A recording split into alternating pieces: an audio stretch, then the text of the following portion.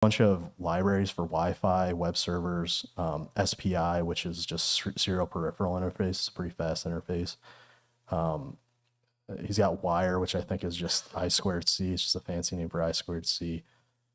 He's got a WebSocket client. So I gotta like turn this towards me because I can't see that. Okay.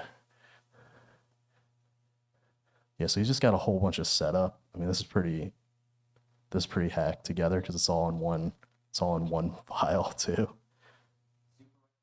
Did Super write it? Maybe. Yeah, maybe Super Testnet did write it. He's actually ArcBTC. It's a plot twist. Yeah, so I guess they have different, this looks like this is just like a generic credentials JSON, but I think what happens when you program is it'll actually pull this from memory and populate it with whatever your Wi-Fi credentials and your socket URL is. And let's see here. No, those are default from what I remember. I don't know. Maybe I did. Maybe I gotta take this down.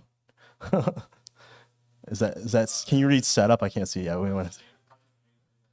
I don't think it's in there. I gotta double check. I'm looking at different code than you guys, slightly different code, so I'll double check. But all right, so the setup's pretty straightforward. Serial begin just means he's setting the baud rate and then starting his comms protocol using M5. So I guess there's a version of this that has like a custom like screen that allows it to display things. We didn't use that. We didn't need it. We just needed to literally toggle an output. And I guess it does, okay, so it does some setup. It does some like initial, it's toggling a GPIO.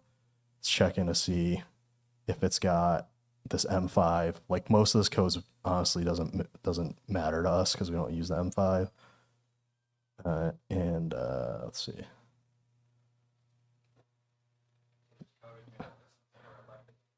The code in here it's looking for an LCD screen basically. So we're not using that.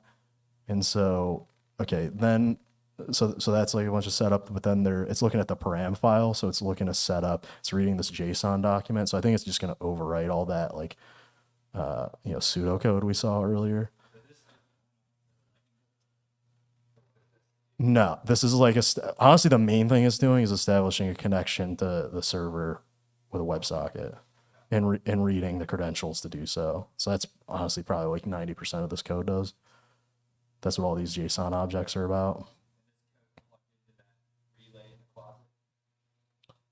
The code is running on an ESP32 micro, and then it just has one digital output. It's literally just a high or low circuit that turns on the relay, which then turns on everything else. Yeah. Yeah, it's a WebSocket plus like a digital output. It's really not that complicated. I was surprised by how like confused people were about this, to be honest. But that's pretty much it. I mean, there's a lot of code in here, but the gist of it is that it establishes a WebSocket and then it toggles a GPIO when you pay an invoice for, and it toggles it for a given amount of time that's configurable. So you can set it to 15 seconds. That I don't know where it is in this code. I think it's in the message actually that tells it what to do, and you set that up in your LN bits instance. So you're like, I need pin 13. You can change the pins too. You can be like, it's config in LN bits, yeah, and I think it just reads the variable from the message. So I'm gonna get into the guts of this code later, and what I'll probably do is just put in a watchdog timer, which is really simple. Just make it so that if it gets offline for any reason, I'll at least try to reset and recover. Because what we notice is sometimes like I think it doesn't like being turned on and off by the mechanical switch, so it might go into like under voltage lockout for some time and just get gummed up forever, which is, it's all beta software. But if you're shipping something that's production, usually you handle that type of case. Yeah, reboot it. All right. Any other questions or comments? All right. Thanks, everybody.